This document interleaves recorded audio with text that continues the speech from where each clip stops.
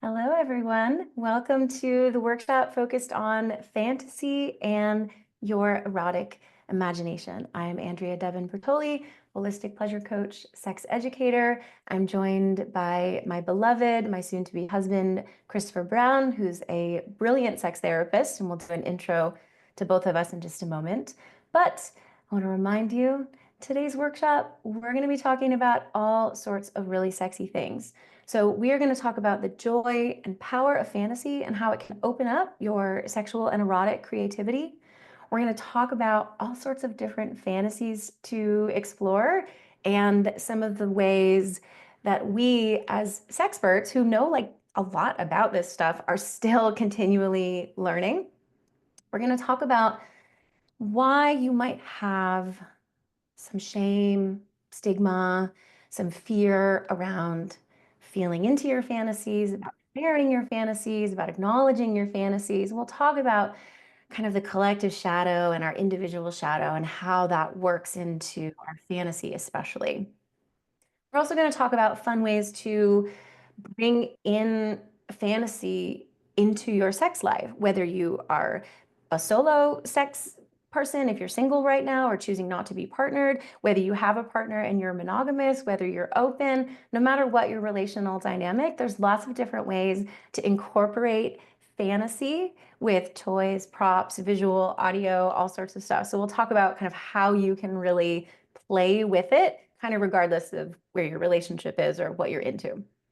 And um, I don't usually do this, but I got an email yesterday that kind of prompted me to do this. I want to offer a little bit of a disclaimer. So, for those of you that know me, you know that we talk really explicitly, very directly about bodies, about kink, about body fluids, about sex acts and sex toys and fantasy. So, if any of that stuff feels a little sticky for you or feels a little scary, you're welcome to stay on and just breathe through it and take care of yourself. You're also welcome to leave and you can watch it later as the replay. But it is going to be very explicit. It is going to be just a conversation today. So sometimes when we do these workshops, we do practices. Today is more going to be lecture and kind of conversation. So my goal is to normalize desires and fantasies and help people figure out what they really want. So some stuff we talk about today might really kick your disgust into action or your ick factor. Some of it might really blow your mind and turn you on. So I just invite you to be open to all of your feelings here. Always a reminder, even though I am a coach and Christopher is a therapist, this workshop is not a substitute for therapy or coaching, and we invite you to take care of yourselves, however that looks like. And if you need additional support, please reach out after the workshop.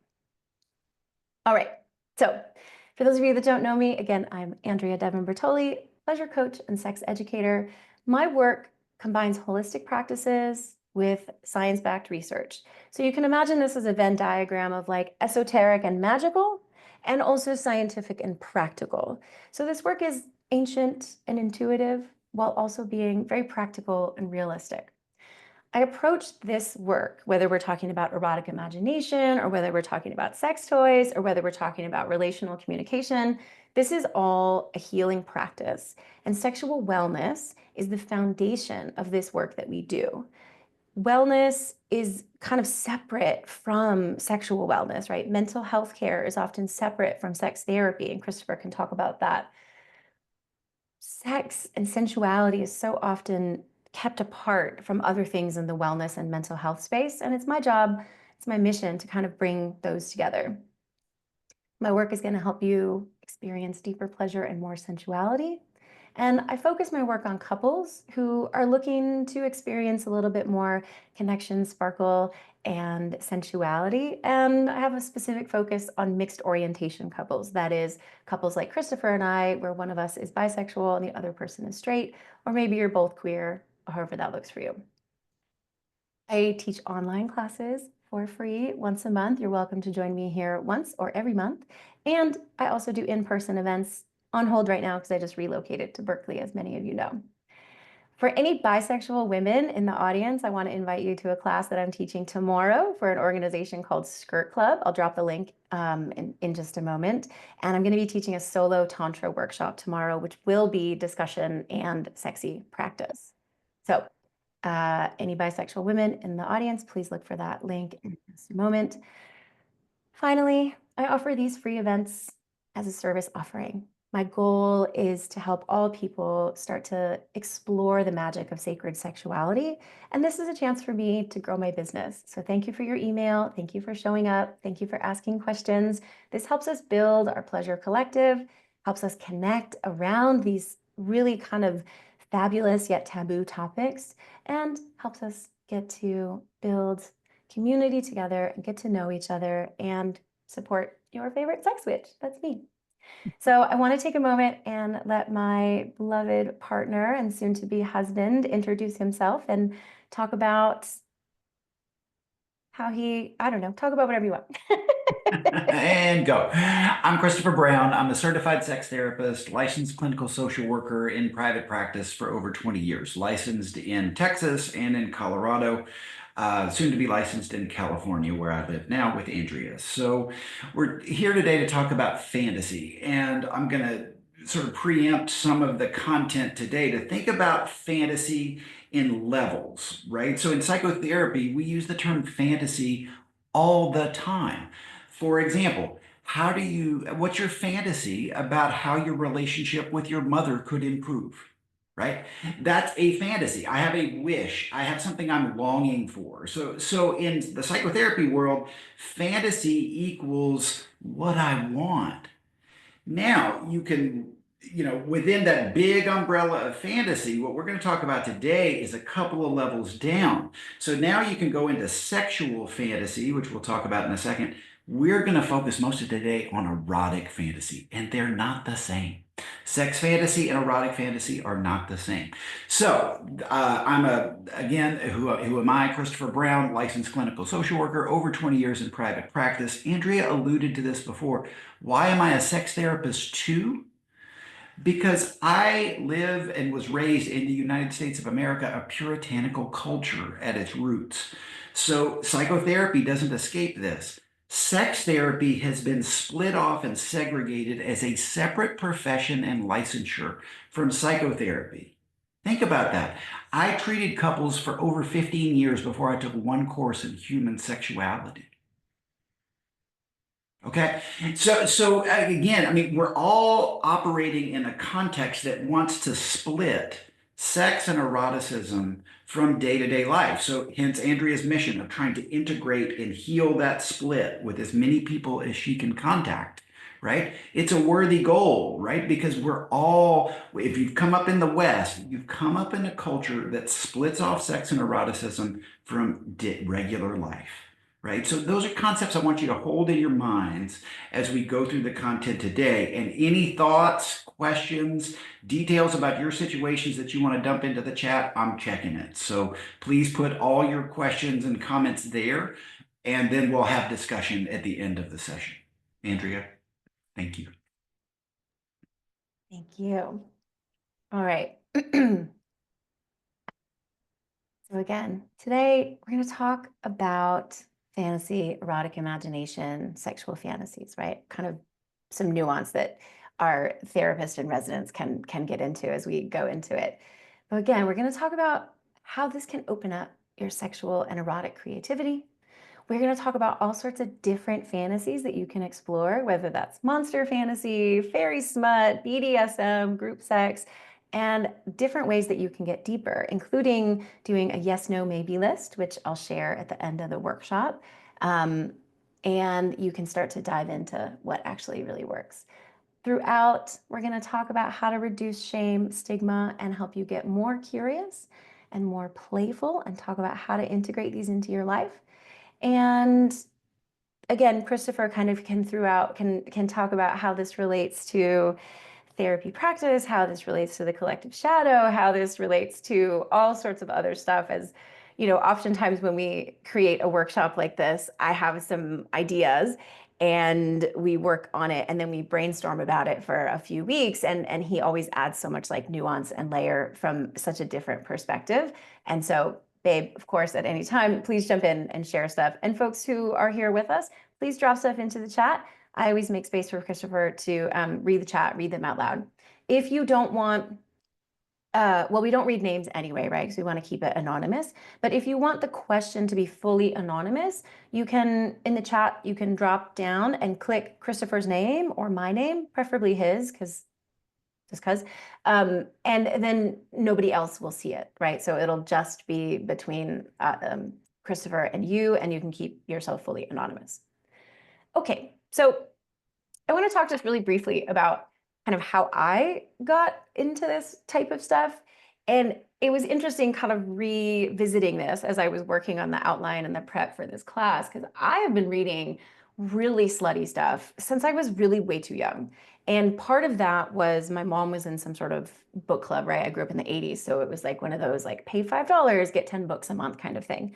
And my mom had a book out on the coffee table that said, absolutely, she said, absolutely do not read this. It's too dirty. So like obviously I read it, right? And it was, as far as I know, as far as I remember, the first like really slutty, smutty book that I read. And it was The Diary of Laura Palmer, which was a book follow on to the really popular Twin Peaks series. I still have not seen all of Twin Peaks all the way through, but the book was filthy and it was like group sex in the woods and all this really slutty behavior. And I was like probably 11 or 12 and I just like ate it up. She also somehow got The Story of O, which I got my hands on, which is a classic of French erotica. It did not age well, let me tell you. I read it a few years ago and was like, it's a little, old. Um, but a deeply erotic fantasy about a woman being essentially captured and taken to like a BDSM house where she has kind of consensual, non-consent sex, where she's like a free use kind of object for the men of the house. So if you like that kind of stuff, Story of O is for you. And I remember reading all this stuff like throughout high school. And so I had this kind of really imaginative, very sex, I didn't grow up in a very sex positive household. And most of you who grew up here in the US, it's like Christopher said, pretty puritanical. But I had these heroines and these sexually adventurous people, which kind of set me up for success, I think, in a lot of ways. Anais Nin is another really famous one. Also, sometimes doesn't age well in terms of racism, classism, sexism, but some of the erotica is really good. I started reading erotica compilations that I really liked and getting a really big sense of like all the different ways that people fuck and all the different types of sex people can have. And yes, like obviously I read 50 Shades of Grey. I had a boyfriend give it to me and he was like, oh my God, everybody loves this. I am a bit of a grammar nerd. And that book was one of the worst written books ever. Never mind the fact that they like just butchered everything about kind of kink and consent and BDSM. So we could talk more about Shades of Grey, 50 Shades of Grey, if people are interested. Recently, a friend and Christopher turned me on to a genre called fairy smut or romantasy. So, of course, we read the A. Kotar, the Of Court of Thorn and Roses trilogy. We just burned through Onyx Storm, which I don't want to give away any spoilers, but leaves something to be desired, I think. So I just think it's interesting that because I picked this up really young, I think my brain is kind of oriented towards words. Many people, most people, especially nowadays, find pornography as their gateway to visual erotica, right? And there's lots to be said about porn. I am not anti-porn by any means. And there really needs to be a lot of porn literacy, right? We need to teach kids and adults that porn is not education, porn is entertainment, right? Porn is inspiration, perhaps, and some fun ideas, but it is not an educational process. Many people find that as their gateway, though, and kind of continue with it. So sometimes, like the other kind of thing I want to bring into this is that sometimes our erotic imagination or our fantasy can really be something that's kind of far off, right? Like the fairy smut is a good idea, or like people were super into the Twilight thing for the romance and kind of the sexual tension of it.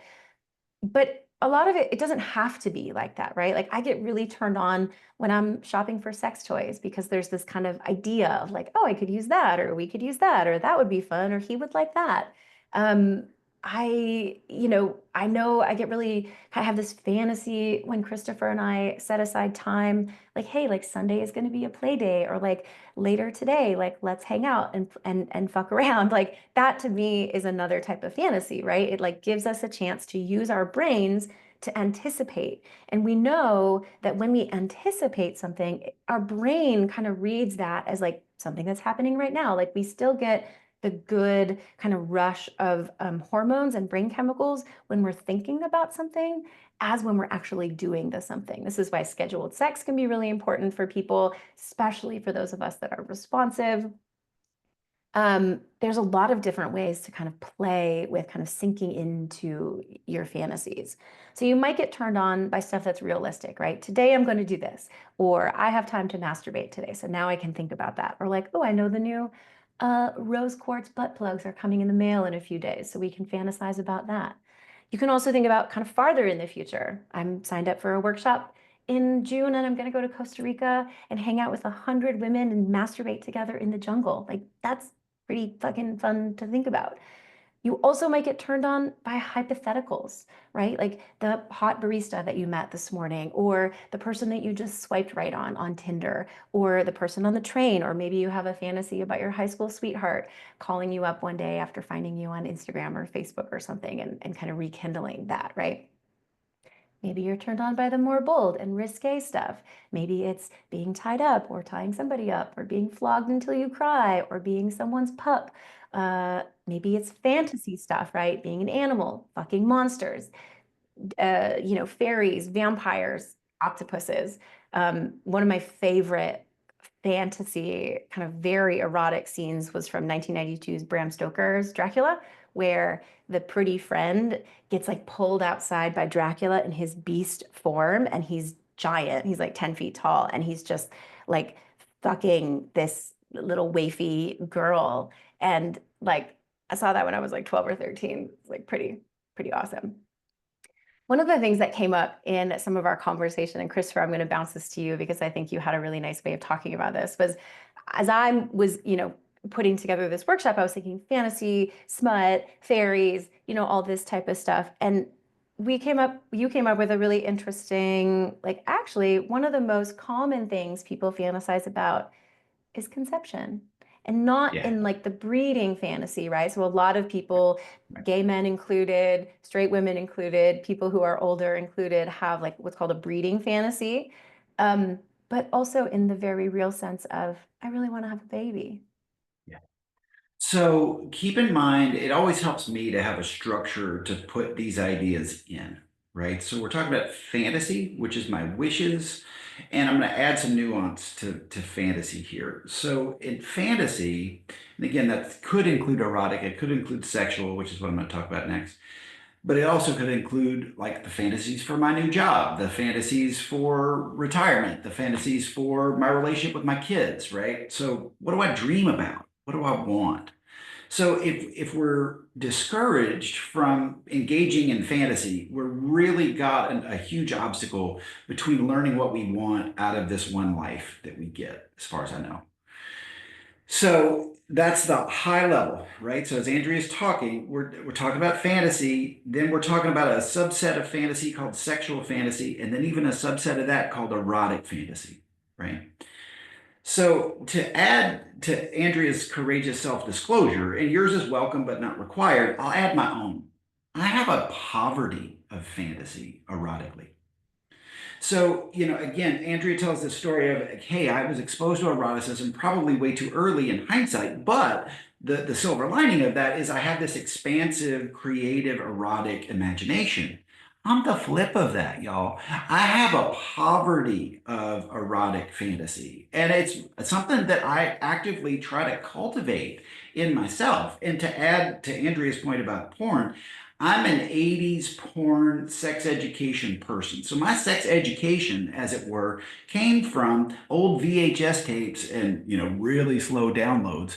And trying to press the VCR buttons just right so Cinemax might show me a nipple every now and then through the snow, right? I mean, this is my sex education because I come from a part of the United States where the prevailing thought about sex and eroticism is we don't talk about such things. Okay.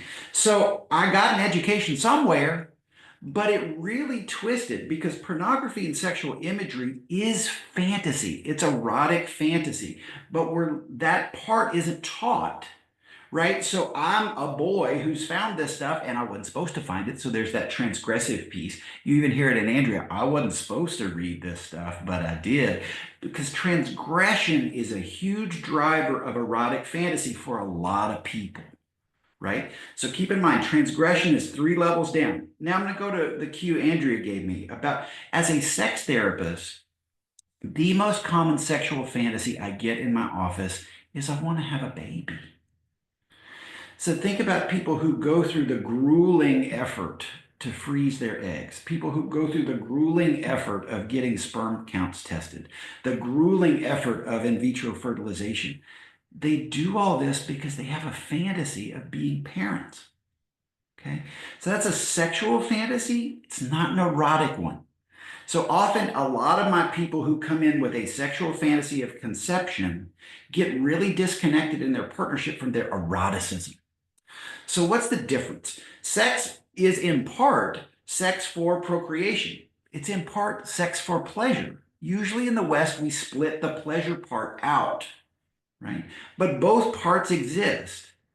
Right? So now down in eroticism, which is what we're talking about now, and again, it helps me to have a through line. We're talking about fantasy, we're talking about sexual fantasy, we're talking about erotic fantasy. Erotic fantasy is the key or one of the keys to having pleasurable sex. Pleasurable sex. And if you're like me and you have a poverty of fantasy, oh shit, okay, now I've got to cultivate fantasy to actually figure out what I want. Because when I met Andrea, this isn't exactly true, but not too long before I met Andrea, the only thing I knew is I wanted my partner to have a good time. Because if my partner had a good time sexually, that meant I was a good lover and I was good at this, right? So a lot of their pleasure that I thought I was a big giver, it was actually a big ego need of mine to say, well, aren't you having pleasure so I can feel good about myself? Now, y'all, that was a stunning realization when I came to that one. So again, I had to cultivate my own erotic life, and I'm still doing it. So I invite you, like, you're never too late to cultivate your erotic fantasy because it really is going to be one of many gateways to pleasure. But keep in mind, erotic fantasy is a subset of sexual fantasy. The number one sexual fantasy I see in straight couples and even in some gay couples is to be parents. Okay, Andrea, back to you. Thank you. So, one of the things that I think is super interesting as we talk about our brain and our creativity is there was this study done, I think it was maybe 5 or 10 years ago, I think it was by NASA, that showed that most kids test as creative geniuses up until I think it's like age 5.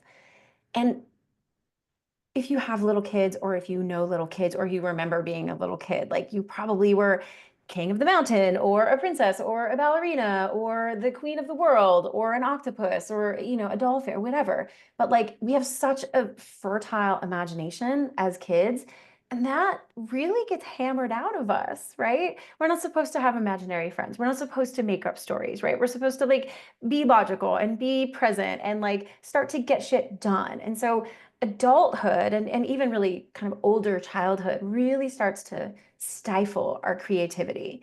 And it's really an important effort, I think, to find ways to be creative sexually, professionally, artistically, whatever that is. And that can look a lot of different ways, right? But adulthood gives us a million ways to stifle our creativity.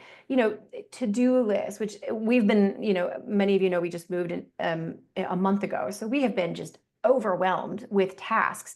I find it really hard to post things on social media. Like that creativity is just gone. But also it's like standardized testing, right? There's only one right answer instead of a bunch of creative thinking about it. binary thinking, right? Which kind of limits all of us. Like it has to be this way or that way. Like there's not the expansiveness of like what's possible. One of the ways that I think our creativity gets stifled is compulsory monogamy. Nothing wrong with monogamy at all, but when that's our default setting and we don't understand that there's ways to be creative in our own partnership, it limits us to thinking, well, I have this person and this one person only, and that's what we can do, and that's all we can do. But it's also things like continuous scrolling on Instagram and Facebook and porn sites, right? You used to have to, like, I remember Instagram even a few years ago, like you would get to the end. And now there is no end, right? Continuous scroll is kind of a newish thing. And we used to reach the end of Instagram. We probably used to reach the end of porn. And now it's like you can click on a porn video and be fed five others in ads and in kind of continuous scroll, like right after. So there's kind of this constant, like, pull to do more, to follow this algorithm instead of using your own imagination, figuring out what you really want. Oh, I really want to watch a gangbang. Okay, great. I'm going to look for that and be done. Instead, it's like 100 gangbang videos, right? I don't know if anybody needs 100 gangbang videos, but you get what I'm saying? So you don't need to be creative anymore. The algorithm like does it for you. And lack of imagination impacts us in all sorts of ways. And I'm sure I'm sure there's lots of people who could talk about how it impacts us at work and how it impacts us in art and science and medical and development and all that stuff. But we're going to focus on in sex because to me, when we get in kind of a creativity rut, this leads to really boring sex. It leads to routines. It leads to sex scripts, right? First we do this, then we do this, then we do that, then we're done. It leads to kind of following the same pattern every time. It leads to lazy sex. Like, well, I know we can do this. Like, this is going to be enough for now, rather than putting in some creative effort and thinking, how could we do this differently, right? This is where kind of the sex and the eroticism splits, right? Like we can have sex while have it being fully non-erotic, right? Whether we're doing that for procreation because it's time that we're ovulating and this is the time, or whether it's because we've gotten into a rut and we're not actually connecting on an erotic kind of creative level. For anyone that wants to kind of talk more about the through line of the erotic, Christopher and I have taught multiple times a class called The Erotic Within, and I'll share that in the email. You can reach out to me and get it directly, but it's all about erotic energy as life force energy, right? The erotic is not sex. The erotic is like the creative, the vital, the presence of kind of your life force, right? So as you think about your life, as you think about your day to day, I encourage you to find ways to be more creative, to sit and daydream. And I don't care if you draw or if you write or if you read or if you lie down and stare at the clouds and daydream and look at try and find animals in the clouds, doing something together where maybe you're building a fantasy together. One of the sexiest things we did was when we first met and we were long distance, we had a shared Google Doc. That's how I knew he loved me because he would work on Google Docs and which he normally hates.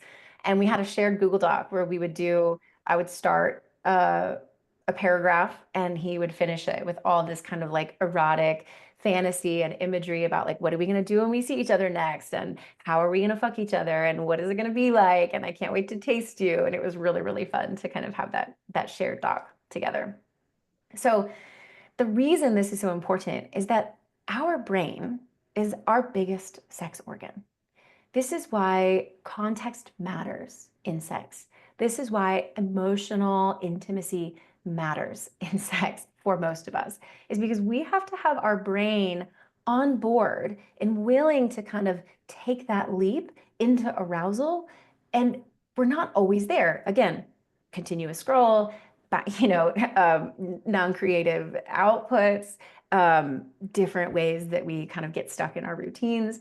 But Dr. Ian Kerner, who wrote a bunch of great books, She Comes First being one of them, talks about psychogenic arousal, which is how do we learn to turn on our brains before we even begin to turn on our bodies? Because for a lot of us, and I work with a lot of my people on this, especially my couples, right? Like we are not light switches that can just go from day to day, putting the kids to bed, making dinner, getting all our shit done, building the furniture, whatever we need to do, and then be like, okay, great, now it's time for sex. Like there is a process that needs to happen in our brain, in our bodies, and then we can be open to sex, right? So, so often you may have said this yourself. I hear couples say this like, I wish I wanted it more. Like, I wish I had more desire. I wish that I could feel more of my desire, right? Like, oh, we used to, but we don't anymore. Like that is because we are chasing the desire rather than being present with what is. And without understanding that we need to turn on our brain first in lots of different ways, which we'll talk about in a moment, before our body can come online. So, one of the ways to do this is to keep your brain thinking about sex. Have sexually relevant things to think about, talk about, watch, read, listen to kind of throughout the day. One of my favorite things is when we're kind of both in our flow erotically, which ebbs and flows, which we've talked about before, is sometimes I'll walk into Christopher's office and he has multiple windows open. And one of the windows that's open is FetLife, which if you're on FetLife, you know that it's kind of like Facebook for kinksters. And there's an explore page, which is just a whole bunch of sexual imagery. So he could have, Chase Bank open and documents that he's working on, but also like FetLife is in the background. So I know he's like turning his brain on. He's keeping sexually relevant stimulation in his brain so that he can show up. And like he said, for him, it's not totally easy to kind of tap into that fantasy, but it's the same for me. It's very easy to get caught up in the to-do list, right? And we even said, okay, we're going to move into the house. We're going to get distracted with all the to-do lists. Like we have to set aside time. And we did an okay job of that. But again, most of us just expect desire to show up magically. And that's just not how it works. Maybe in an early stage of a relationship, because you're flooded with chemicals and you're flooded with this kind of new relationship energy, that's when it shows up kind of spontaneously or more organically. But knowing that you have the power to kind of bring that in using imagery, using audio erotica, using books, whatever that might be, is one way to kind of keep your own fires stoked, let's say. I'm reading Want by Gillian Anderson right now, which is a whole collection of women's fantasies from around the world. So if you need a little bit of inspiration, then I'll drop that link in just a moment. Okay, so now I want to try to start steering us towards discovering your own desire. And I think my model will be helpful. In what I mean by that is my poverty of erotic imagination, right? So, how do we use all these concepts that Andrea is talking about to actually define what you want? And then, what are the landmines you're probably going to find on the journey if you hadn't stepped on them already? One of the things I want to give you, again, remember, I'm big on framework. So we're in the realm of fantasy, which is our imagination, which leads us to our desire, sex fantasy, now to erotic aliveness. This is sex for pleasure, y'all. Okay. So if you're like me and you have a poverty of erotic imagination, you got to start figuring out what is it I actually want, right?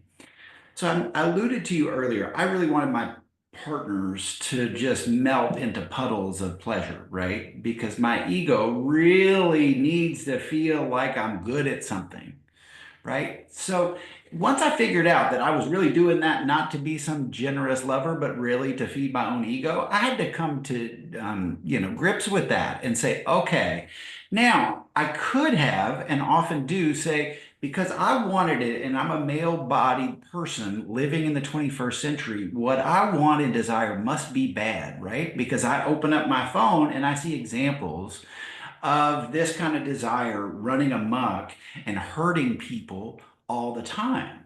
So this is one of the landmines that particularly my male-bodied folks are going to run into. It's like, oh, if I really get in touch with my desire, what if I get in touch with something that is aggressive? What if I get what if I get in touch with something that is bad by society standards and legitimately bad in certain contexts? Okay, this brings in one of my mentors, Esther Perel, who often says, we want in the sheets what we will protest in the streets. Okay, so that's one of the things, the landmines you're going to have to look for. You may find some stuff that makes your erotic self may find something that it desires that makes your rational self feel bad, feels guilty. Okay, so guilt is one landmine you may step on in this process. How do you unwind that? And as a sexual health professional, one of the big answers to that question is consent and talking about these things that you want with partners before you're in a sexual scenario, right? So consent, consent, consent. And consent conversations are rarely, although sometimes they can be super sexy. So I usually prescribe them, particularly for those of us who are new at consent conversations, to have them before the clothes are off. Okay, so that's one of the things you may step on. You also may step on shame. Okay, so Andrea, in a beautiful way, every time I do one of these with her, I marvel at how shame-free she is. And I'm the shadow of that in this relationship. She's the shame-free one, and I'm the shameful one, right? So I'm imagining, oh yeah, I'm just gonna start masturbating and doing this thing. And I know masturbation in and of itself, where I came from, was really loaded, where if I was at a urinal and shook it more than twice, I was playing with it, and playing with it was bad, and I got ridiculed for that. So along the way, as you're exploring this part of yourself, that's the second landmine you're likely to run up against if you run up against one. Guilt as a landmine, shame as a landmine, right?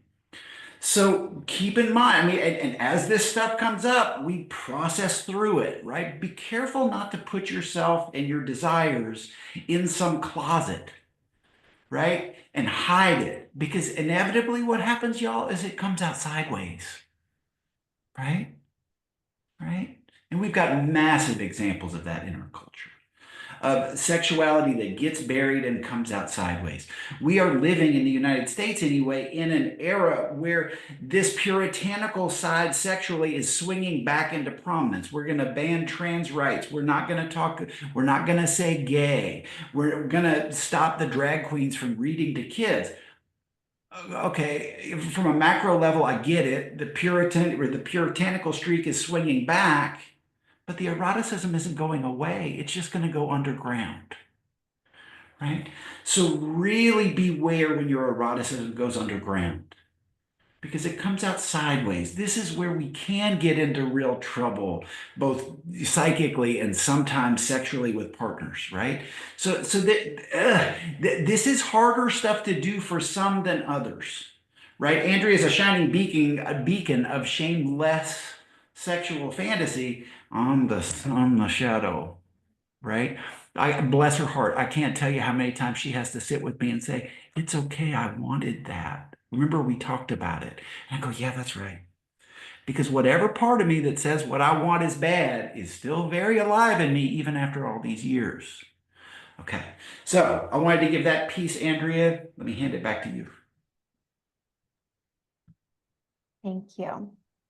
So as we think about shame, and Christopher, that was a great kind of segue into what I wanted to talk about next, which is that oftentimes when we really allow ourselves to feel and know and dip our toe in and maybe fully submerge into our fantasies, they don't make logical sense, right?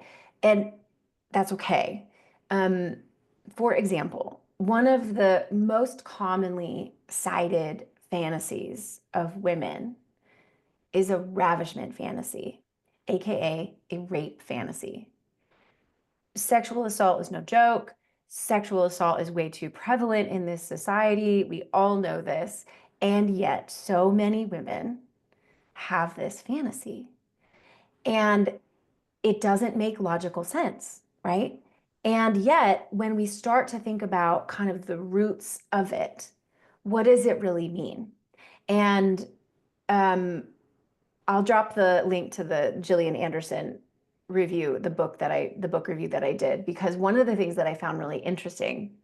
So she collected this collection of fantasies from women from all around the world, And one of the really common themes is the fantasy to just be like so desired, right? Like somebody is so overwhelmed with my beauty, my body, my everything that they just like have to have me, right? And if we understand that is the root, not actual harm, then it makes sense, right? Like, yes, like I want my partner to think I'm the most ravishing, the most desirous, like the most amazing, the most beautiful, sexy person in the world. And our person is a human who may be distracted by other things sometimes or be attracted to other things, right? But this idea that we are just like so powerfully desirous is really this through line that runs through a lot of the book, which I found really fascinating. I go into a little bit more about kind of the other things that were really interesting about this book. I'm only about a third of the way through, but it's pretty great. So just knowing that your fantasies may not make logical sense is really okay. And also knowing that Jack Morin, who's a really famous author, I think he's a therapist, right? Um, expert, He sex he expert. was. He He's was. passed. Oh, Yeah. he's passed. Okay. His really famous equation was attraction plus obstacles equals desire, right? And when you start to understand that in real relationships, right? And we have our own version of this, Christopher and I do, because we had distance. So was that was our obstacle, like that was creating the desire. And he had a real fear around like once we are together in the same city, will we still want each other? Will I still want you? You know, that was a real interesting thing. So the attraction plus obstacles equals desire is across fantasy and reality. But when we think about so many fantasies that so many of us have, oftentimes the desire is that social taboo, right? It's fucking the boss, which I've done. It's fucking the professor, which I've done. You know, it's falling in love with your yoga teacher. People fall in love with Christopher all the time as their therapist, right? Because there's this power differential. There's this forbidden aspect of it, right? People fall in love and have erotic fantasies about their priests or their rabbis or whoever else it might be who are not available, right? So many people are interested in that kind of power differential, that power exchange, but it may also be something that you're just not supposed to have, right? Maybe that's queer sex or kinky sex. There's this psychological appeal of thou shalt not covet thy neighbor's wife, but like how hot is that to think about your neighbor's wife coming over and bringing you a cup of sugar and then like, you know, fucking her in the kitchen or something? Like that's super hot. Maybe it's your best friend, maybe it's your boss. You know, maybe it's transgression just more generally, right? Again, in a puritanical culture, we are only supposed to have men and women get married and they only have sex for procreation. Well, what happens if you want to have a gangbang? What happens if you want to have sex for fun, right? There's so much like captivating around like what we're not supposed to do. And yet that's often what we really want. Um, so for some, it might be religious, racial, ethnic components, right? Like I am a Muslim. I am absolutely not allowed to marry a Hindu person. Like, who do I fantasize about? Maybe, right? There could be a lot of like kind of juice in that, right? Because there's that big obstacle or like, you know, kind of the bad boy fantasy, right? Like, oh, there's this dude from the wrong side of the tracks and I shouldn't date him because blah, blah, blah. Sometimes the obstacle is just reality itself, right? Like we talked about, like the vampires, the werewolves, the monsters, the fairies, the robots. I'll talk about a series of TV shows that I watched a little bit ago where I learned a lot about like machine sex and robot sex and sex dolls and how different people kind of interact with this in their real life and their fantasies. And one of the things, as we were talking about kind of this workshop and thinking about this transgression, is like I mentioned in the beginning, this real like collective. So there's the individual shadow, right? In us, there's kind of this part that we don't want to see or we don't want to acknowledge. And whether that's with your fantasy or with your wanting or something else. Then there's the collective shadow, right? So we are in this moment here in the US that is heartbreakingly and embarrassingly anti DEI, anti women, anti queer, anti trans. And yet, when you look at Pornhub's top searches, Yeah. it's Japanese, MILF, ebony or black folks, trans folks, lesbians, threesomes, right? So there's all of these fantasies and all of this pornography that's getting consumed with black people, with trans folks, with queer folks that people, men, are not allowing themselves to have in real life. And so it's kind of coming out sideways, like Christopher was saying earlier. Um, the Yeah, I want to give that to you and just see if there's anything else you want to add to that. Well, I got rearranging screens. So what I'm going to do is I'm going to drop in the chat the link to last year's Pornhub statistical analysis of what was most searched for. And to me, it's always a good sort of thermometer on what the shadow of the country, or really this is national, I mean, this is multinational. So whatever the shadow of the multinational user base of Pornhub is. So again, to Andrea's point, like some things are in the light culturally and some things are in the shadow. And at the national level or the world level, kind of our appetite for taking some shadow things and putting into the light waxes and wanes, right? So we're in this wane period now, but you can see from the searches, these desires haven't gone away. They're just going to go underground, right? So there's that. And so you have the link there. I think it's really fascinating.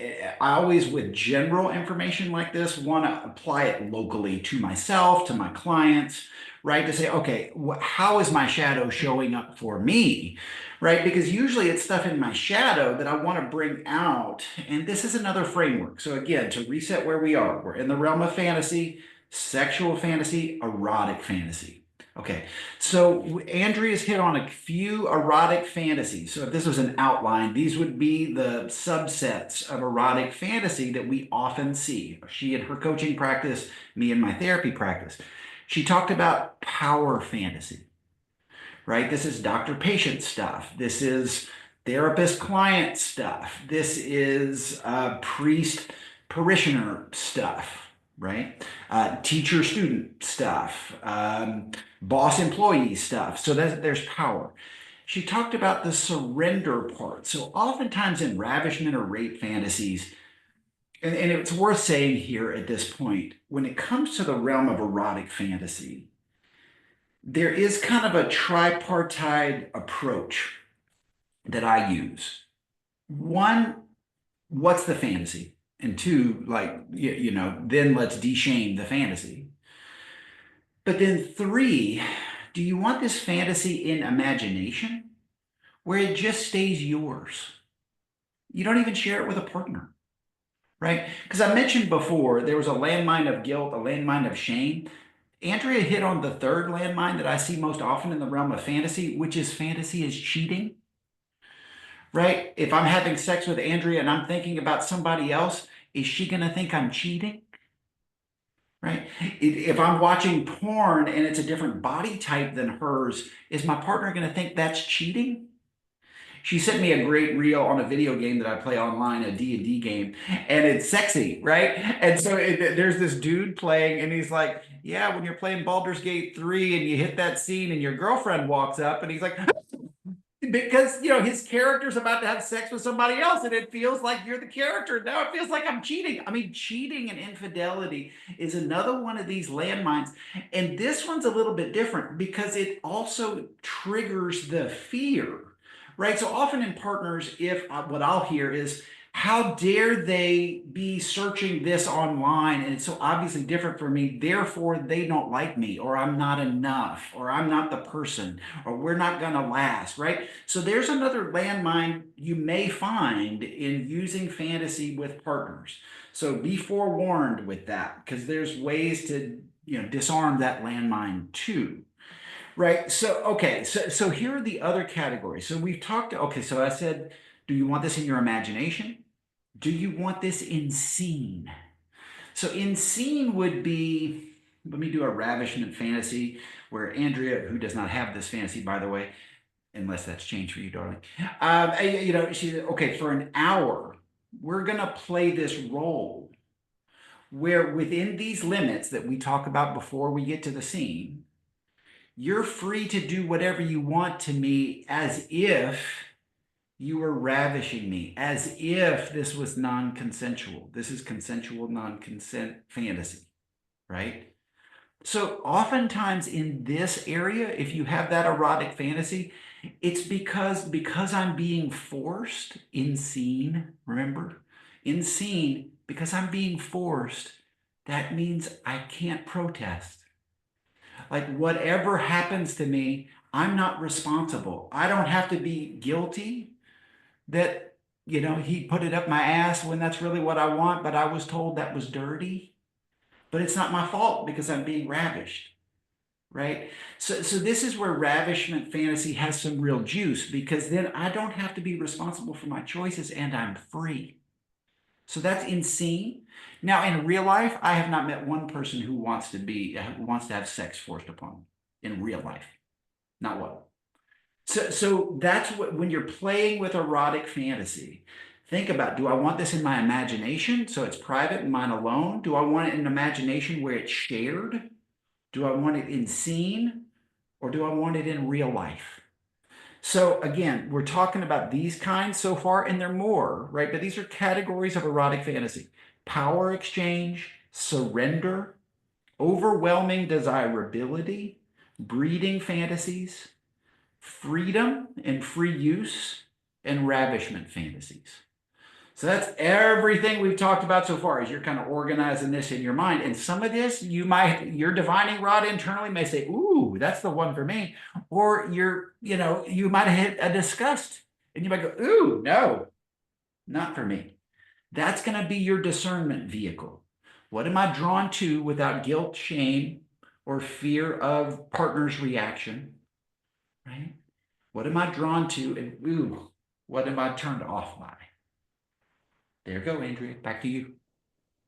Thank you.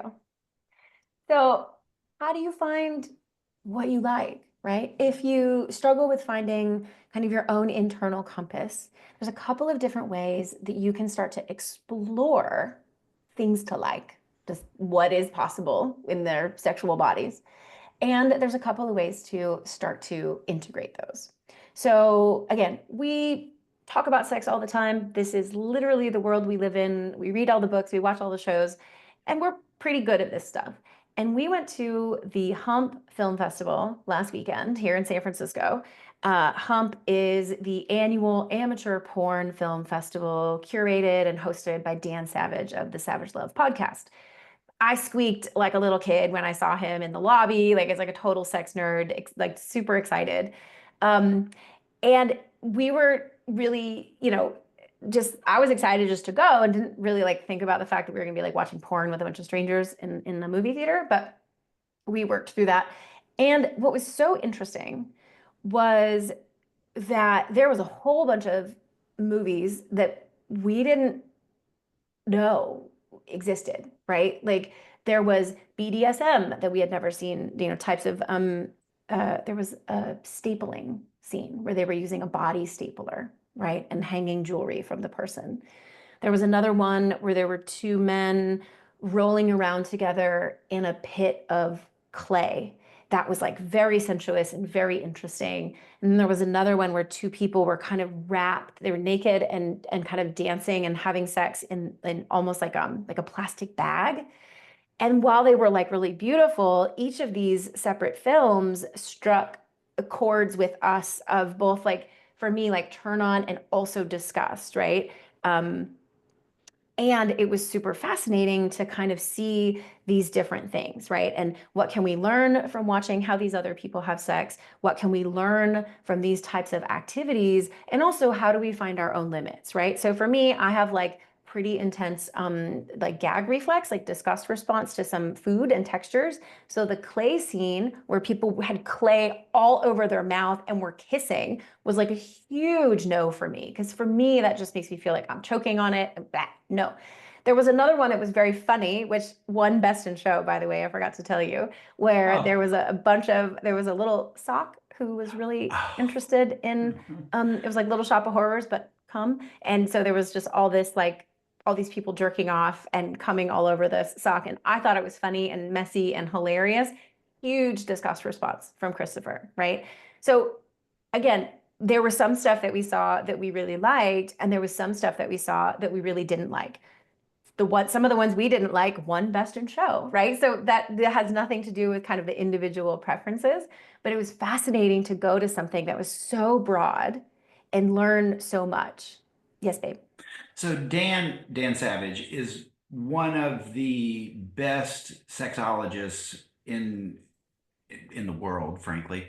But also one of his real talents is making concepts that can be very sort of obtuse, very plain.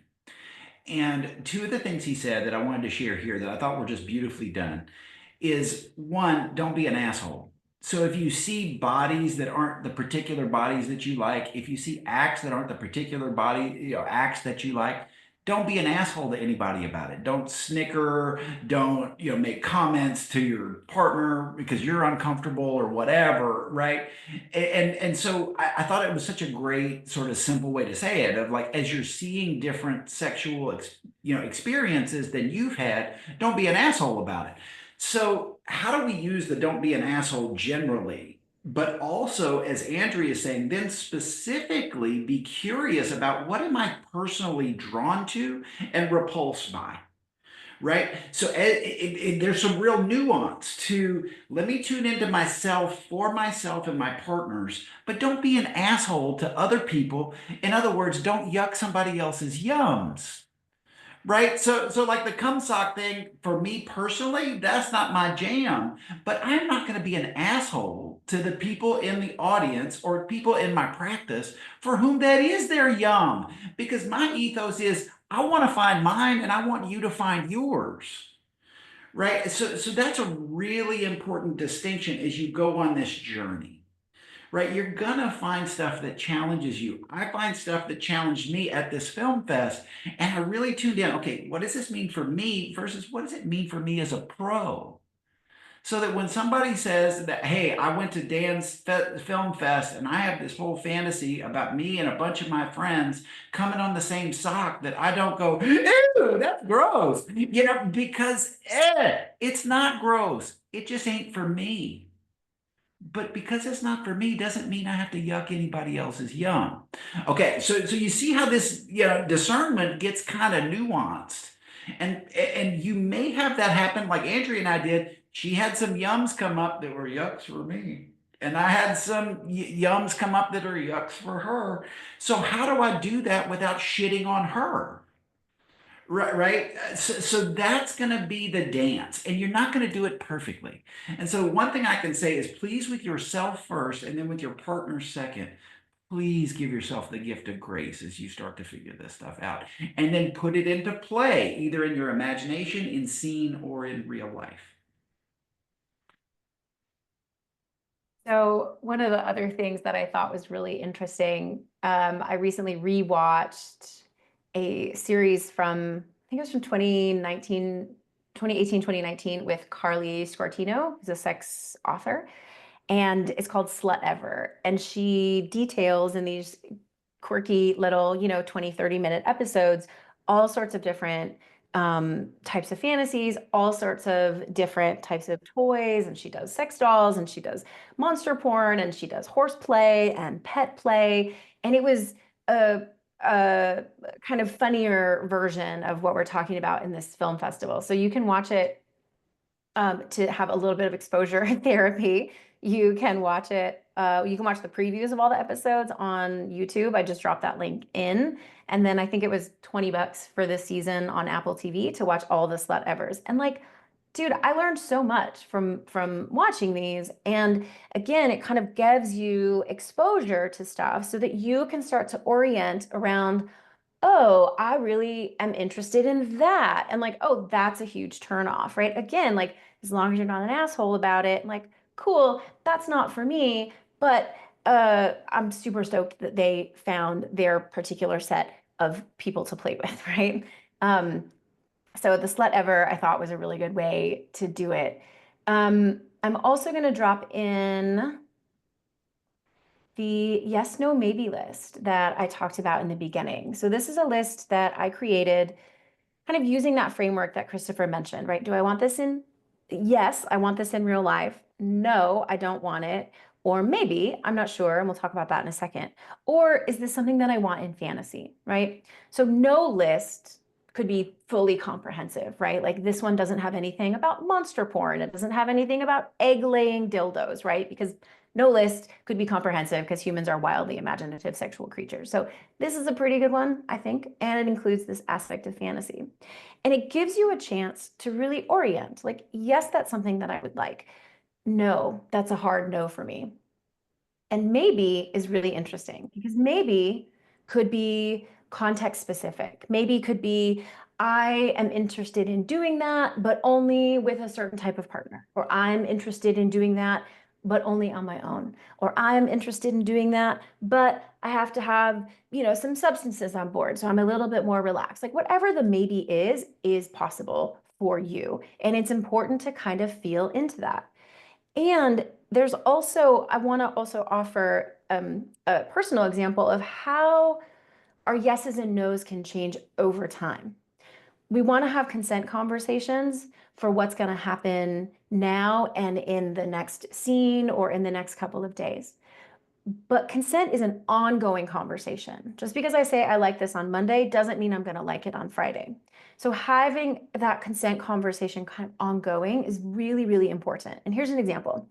When we first met, we filled out a yes, no, maybe list. And I had a really hard no. I had a real visceral response to choking or breath play. I am not into this. And then we were talking about it. We were going over our list. And Christopher on Zoom, just like this, reached up and touched his neck in this way. And I had a very different visceral reaction. And I said, oh, oh actually, I might be into that. Right. And so now it is something we dabble with, but my no around it is I don't do it when we're on any substances, right? So we play with psychedelics, we play with MDMA, we play with cannabis. I never want to do breath play or any sort of choking when we're on substances. That's a hard no. So that's just an example to say that, you may say no today, and that is absolutely true for you. And you may change over time. Maybe you start to explore anal play and you suddenly get really into it. And while you didn't want to have anal penetration a month ago, as you start to work into it and feel more into it, you might decide that that's something you want to explore later on. Yes. So let me add at this point another landmine that you may discover, and anal is a great time to bring this up, is the landmine of labels. So what I will get often when men particularly start to discover anal stimulation, anal play, and anal pleasure is, does this make me gay? Right. And so labels are another, both my own and culturally, the labels that get assigned to us or that we assign to ourselves they can be very helpful in some ways because you can find community with a label, but it can also be really, really tricky when I find out my butthole likes stimulation, but I'm straight. My sexual orientation label is straight, but my anus has no sexual orientation. It has nerve endings. So as I start to get the stimulation and it feels great, it will not surprise you to think, oh God, does this make me gay? Right? Does this mean my straight label, my straight identity is in jeopardy? Right? So there's another landmine that you may step on as you start to put your erotic fantasy into more and more real life, right? Into scene or into 24/7 dynamics. So labels are another landmine you may find on this journey. I think labels and also like our own stories, right? Like, especially if you grew up in a religious household or if you grew up in some sort of high control, you know, situation, like, you know, you don't like anal sex is, good girls don't do that, or good girls don't give blowjobs, or good wives. One of the things we see a lot in our practices is like a love lust split. So when I was a graduate student in women's studies, we would call it the Madonna whore complex, right? Which is this is the mother of my children. This is my wife. I couldn't possibly do that with her, right? Or like, this is my husband, this is the father of my children. I couldn't possibly put on a strap on and fuck him senseless because like he's this, pedestaled kind of thing. And but I could do that to somebody that, the hot barista that I met, like I'm definitely going to fuck them, right? So that we often have this internalized love lust split, and it can show up in lots of different ways. It shows up in both of us, just to really like normalize, like even though we've done a lot of this work, conversation, practice, exploration, like it still shows up for me, especially around my queerness. And for Christopher, it often shows up around anal play and some other stuff, right? So that it can show up in different ways. So as you explore this yes, no, maybe list, the way that I invite people to do this is to don't just go through and check it. Da da da da da da. Yeah, like that, like that, like that. Really sit with it, and really sit with. It's 2 pages, so you can take some time. Make yourself a cup of coffee, have a glass of wine, whatever. Really sit with it. Do I like anal fingering? I don't know. Never tried that. I'm not sure. Or maybe it's a maybe because I want to make sure I do an enema first so that my butthole's clean. Whatever, but really sit with it and think about it. The other thing I really invite people to do is to not only kind of feel into the yeses. What does that feel like in your body? Yes, I love sucking dick. Great. How do I feel that so I can start to get a little bit of that turn on, that charge? How do you really feel your no? Right? Because sometimes we don't know our no's until after the fact. So, really learning to feel on your own with a piece of paper what feels like a yes. I feel a little flush in my cheeks. I feel my heart start to beat. I feel a little tingle in my belly. My pussy starts to, contract, or I start to get a little bit of an erection. That's a yes, probably. A no might feel like a constriction, right? Like, oh, my butthole starts to constrict, or my breathing starts to get shallow, or I start to feel some tension in my eyes or my forehead. I've had Botox, so you can't see my lines, but theoretically it would do that, right? That's a no. And maybe you feel that in the moment, maybe you feel it a little bit later. A maybe, again, lots of space here to feel into a maybe. The fantasy, again, we've been talking about that for the whole hour. So like what might be interesting? What might you want to try, even if it's just in your head? And I think it's really important to know your fantasies and know your desires, even if they always stay up here, right? So for example, group sex is a really common fantasy for a lot of people.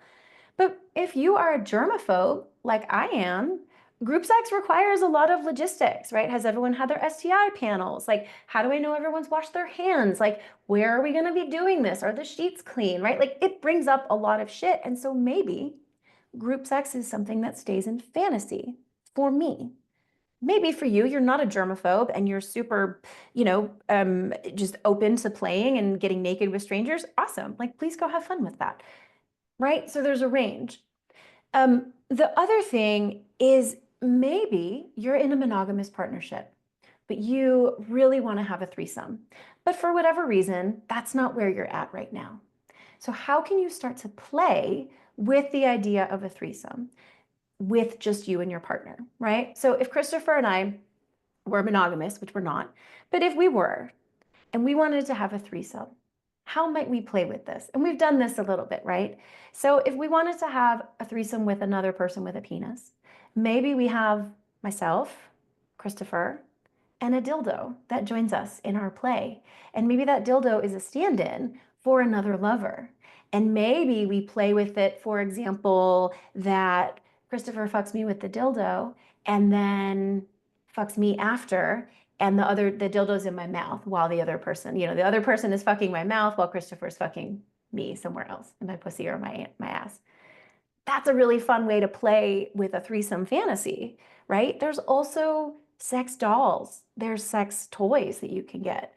There's little I just ordered this thing that's called it's like a grinder plate, and it's this it kind of looks like it's about this big, and it's kind of a squishy silicone, so it looks kind of like a bigger vulva, and you can put a strap or a dildo in it, but you can also just grind on it, right? So I'm really excited to play with this because I think this is a way to integrate cunnilingus. It's a way to integrate like a different vulva when it's just the two of us. So that should arrive any day now. So I'm pretty excited about that. Right. So there are ways to bring it in with toys. There are also ways just to talk about it. And this takes work, right? Like dirty talk is hard for a lot of people. Sharing our fantasies can be really hard. Sharing your fantasies in bed and making them happen and making them come to life in conversation can be terrifying for some people. So it takes practice, but it can be really, really hot. Even if we're just talking about, um, hey, I want you to suck that other dick while I fuck you, right? Like, oh, like that can be super sexy to play with. So I invite you to kind of think about not only like what would you kind of want to do in real life, but also how would you do that now? Whether you have a partner or not. Maybe you're single and you listen to some audio erotica on Dipsy and you're listening to the boss and her subordinate play, and maybe you're masturbating as the voyeur who's watching them down the hall, right? Like you can integrate yourself into other fantasies, whether it's a book, whether it's an audio, whether it's a visual, or whether it's something you're doing with your partner or even with yourself. I literally talked myself through an orgasm the other day and it worked out pretty great. So there are lots of ways to play with this. So, my love, I would love to kind of have you add any final thoughts and then go into Q&A with our audience. Great. So just in Andrea's last vignette that she gave you, this is a great, I mean, she gave a solo example from herself, from her own history, recent history, and she gave a partnered example, right?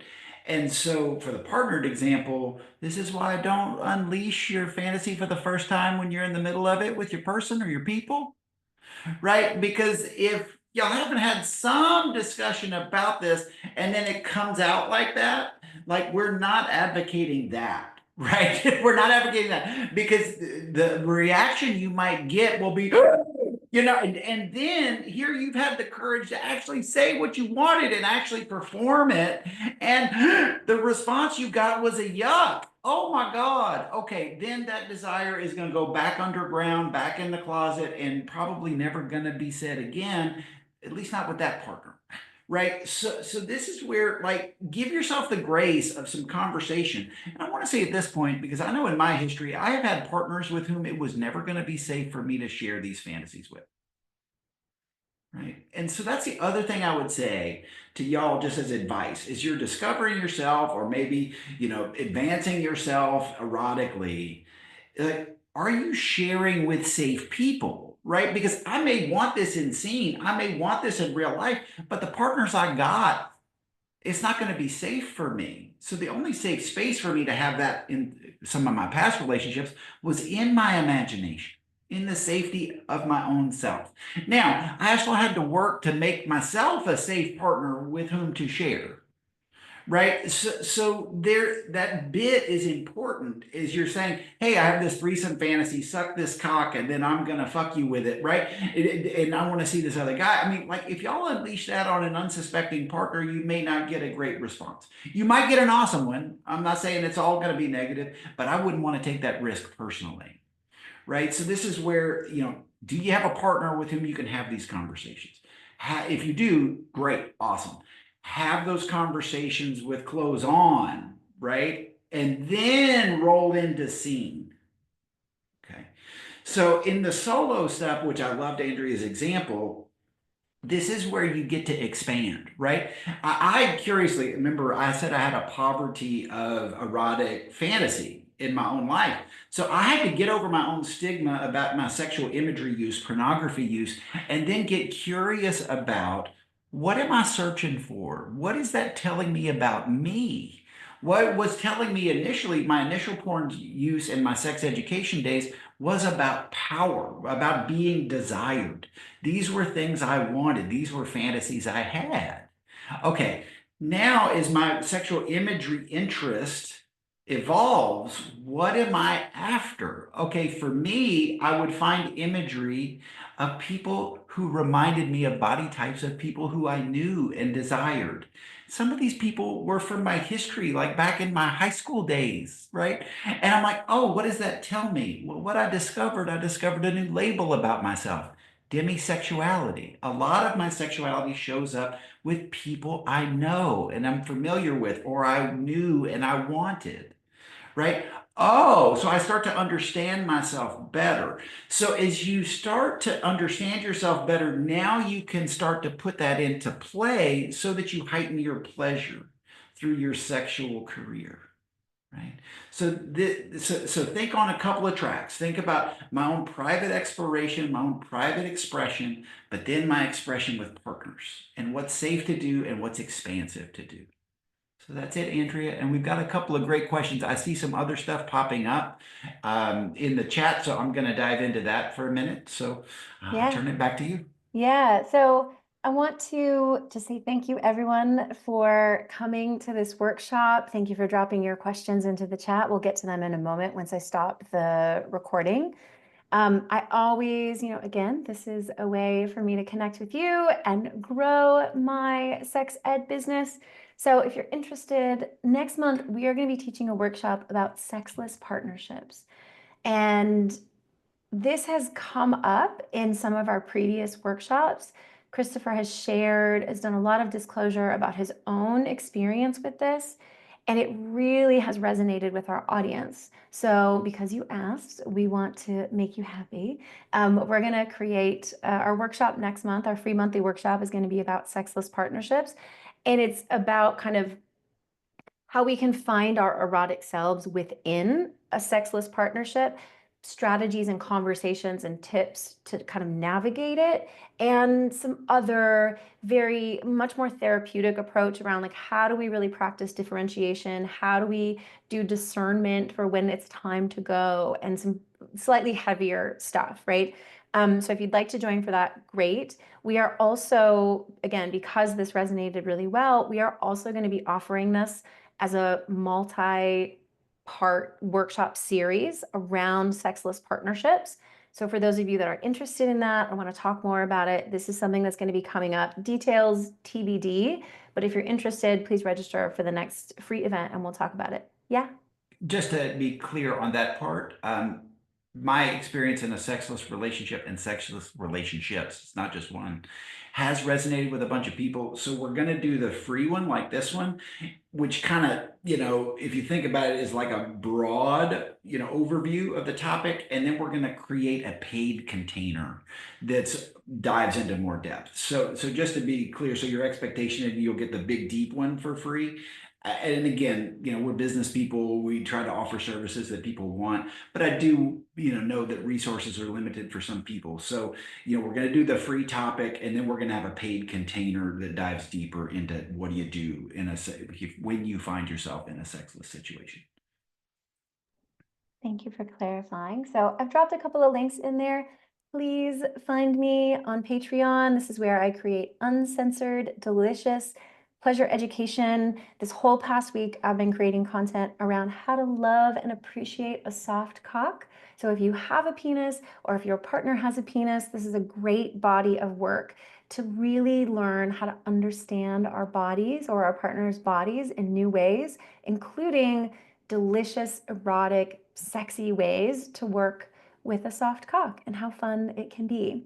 That's the type of stuff we can talk about on Patreon that we cannot talk about on socials. So please join me and join Christopher, who joins me sometimes, over on Patreon. I'm going to stop the recording now so that we can dive into some of these questions.